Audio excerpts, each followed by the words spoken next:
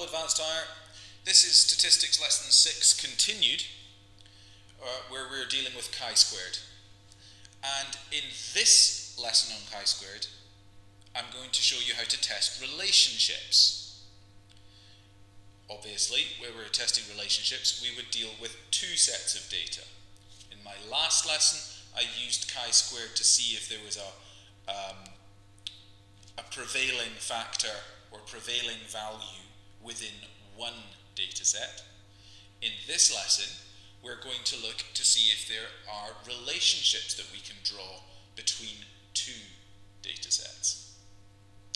Remember, please, that chi has two potential uses. So this is for use with two or more variables. With nominal data, again, nominal data, name-based data, chi can be used to test relationships. But relationships involve two or more variables. There are some echoes of lesson one, the last lesson here, the first chi-squared lesson I gave. But there's a slightly different way of laying the sum out. So I'm going to take you through it step by step. When you're doing your own chi-squared analysis, I would strongly recommend you use this video to review and take yourself back through how to do it step by step. So, we're testing relationships with chi-squared. A student recorded the following results during a survey of shoppers. Here's my nominal values. So, people who travelled 0 to 1 kilometres, 1 to 5 kilometres and over 5 kilometres. Remember, like last lesson, this could be the roundness of pebbles, this could be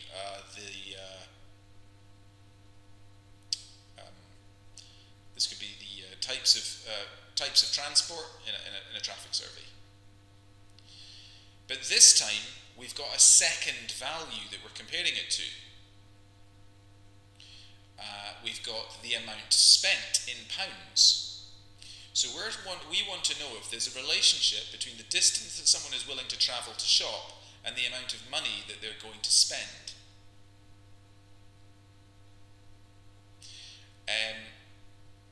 So if we had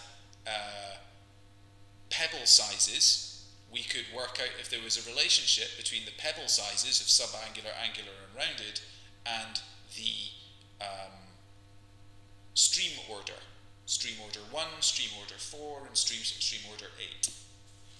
Is there a relationship there? One last little point before I get on with this is whilst there are numbers on the screen in front of you, 0 to 1 kilometres, that appears to be some kind of numerical value.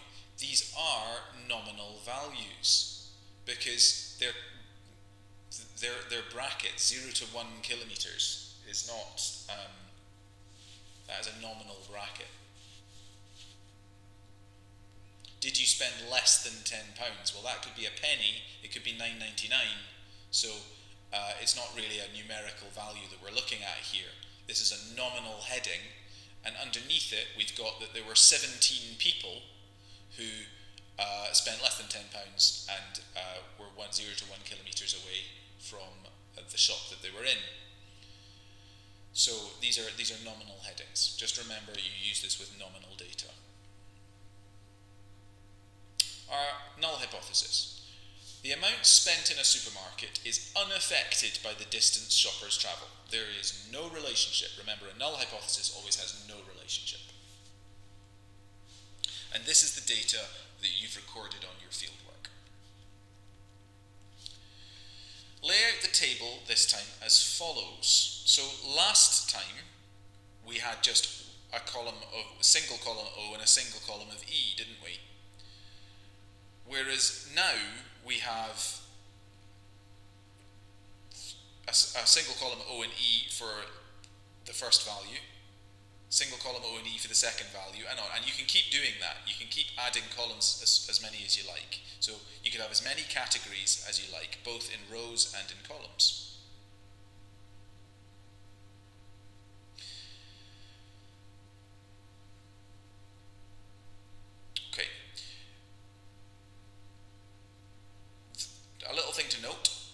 there's an extra column headed K here, and an extra row R here.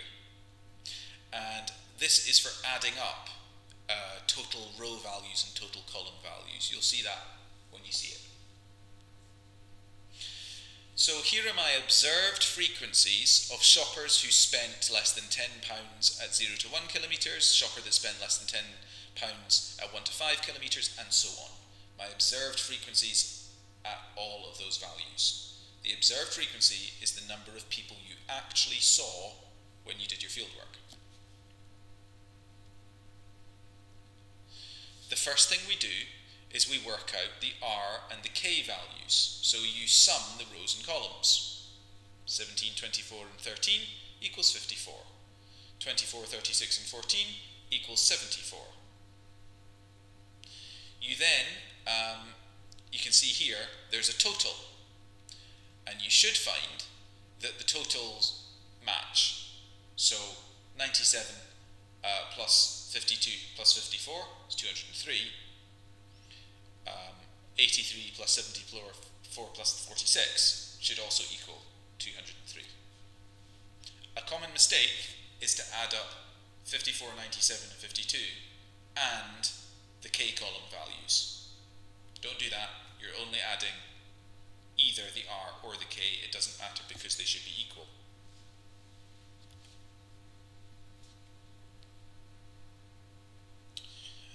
Okay, so we now sum the rows and columns. We've done that. We sum total both R and K. We've done that. For each for each O value, multiply K by R and divide by the total. Right, that sounded complicated. Let's slow down. For each O value, so here's our O value, 17, multiply K by R and divide by the total. So here's K, here's R, here's my total. 46 times 54 divided by 203. That will then give me 12.2.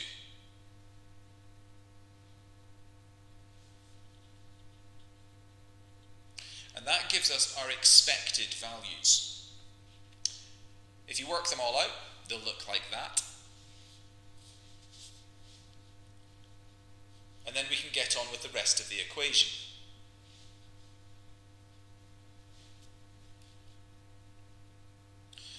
So, at first this looks complex, but it's really not too bad if you just take it step by step. This is the table I've just completed with my K values and my R values and my original observed frequencies and now my expected frequencies, which I've just worked out. Now what I need to do is to plug them into the chi-squared equation, which is O minus E squared divided by E. O minus E squared divided by E. Well, that equals 17 minus 12.2. 17 O 17 minus E 12.2. So for the 0 to 1 kilometre at less than £10 part of the table, I work out O minus E squared and then divide by E. Remember, E is 12.2. That gives me a value of 1.85. I do that process for each of the observed data sets. 17, 23, 6, 24, 36, 14, 13, 38 and 32. That's why this table looks a little long. It's because I've done that really quite straightforward calculation for each of the observed frequencies.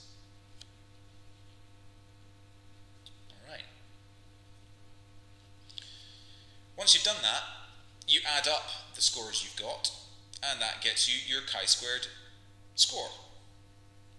Sum of chi-squared is 16.22. That is these numbers added up. So, to our chi-squared findings. Our null hypothesis was that the amount spent in the supermarket is not affected by the distance that shoppers travel. Here, the degrees of freedom that you would need to look up on your critical values table are the number of rows minus 1 times the number of columns minus 1, just as it was before. I'll save you the time working it out. That gives you degrees of freedom of 4. So you would go to the 4th row in your critical values table, which you have. You've got a copy of, or you can download from the website. The chi-squared result of 16.22, when you look it up, gives us 99% probability value of 13.28. It exceeds that score of 13.28. Therefore, the H0, the null hypothesis, must be rejected and replaced by the alternative hypothesis that the amount spent in the supermarket is affected by the distance shoppers travel.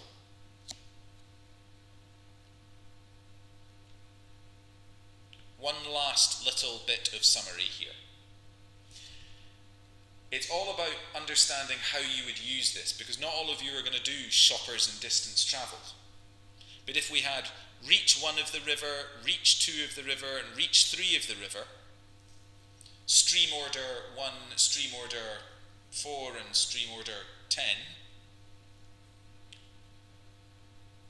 and we had pebble angularities here, down the side, we would be able to have a null hypothesis that is, the pebble angularity is not affected by the river's reach. And if this was the numerical result that we had got, then we would be able to say that in actual fact that null hypothesis must be rejected, and that the angularity of the pebbles is affected by the river's reach. This is a particularly powerful tool for dealing with nominal data, and you will be collecting nominal data. As I've said before, the mathematics really isn't that hard. It's just a question of following the instructions in these videos I've made for you. It's the theoretical understanding of how and why you're applying this test that is harder, and I would recommend listening to this video a couple of times, rereading your jotter notes, and also reading the textbook and coming to revision classes if you want support with that.